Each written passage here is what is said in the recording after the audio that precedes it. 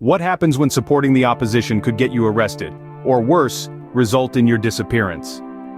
This is the grim reality for many in Uganda under the leadership of Yoweri Kaguta Museveni and his National Resistance Movement, or NRM. To comprehend the severity of the current situation, we must first journey back in time. Museveni came into power in 1986, promising peace, stability, and economic prosperity.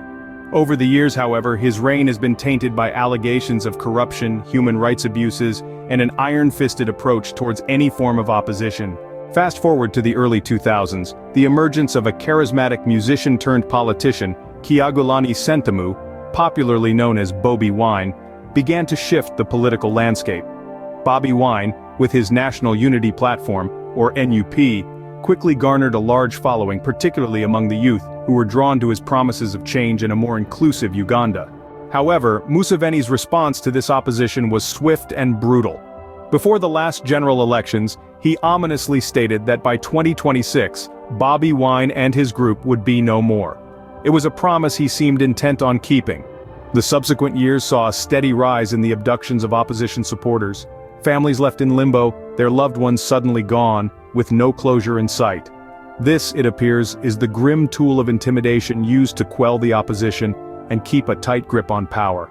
In the face of such oppressive tactics, one might expect the opposition to crumble. But the spirit of resistance is far from broken. Across the continent, there is a resurgence of radicalism driven by social injustices. Despite the absence of a unified Pan-African movement, calls for continent-wide solidarity are growing louder. In the midst of this, activists are emphasizing the importance of historical education, grassroots mobilization, and inclusive leadership structures. These strategies are seen as crucial to sustaining momentum and effecting meaningful change.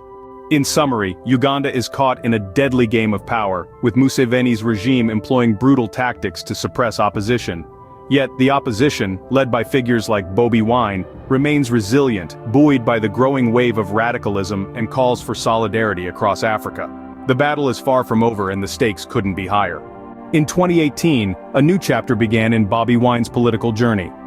Leaving his mark on Uganda's political landscape, Bobi Wine initiated significant legislative and social reforms that challenged the status quo.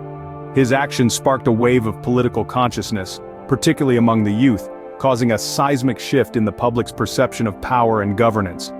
The public response was overwhelming, with many rallying behind his initiatives and vision for a freer, more progressive Uganda.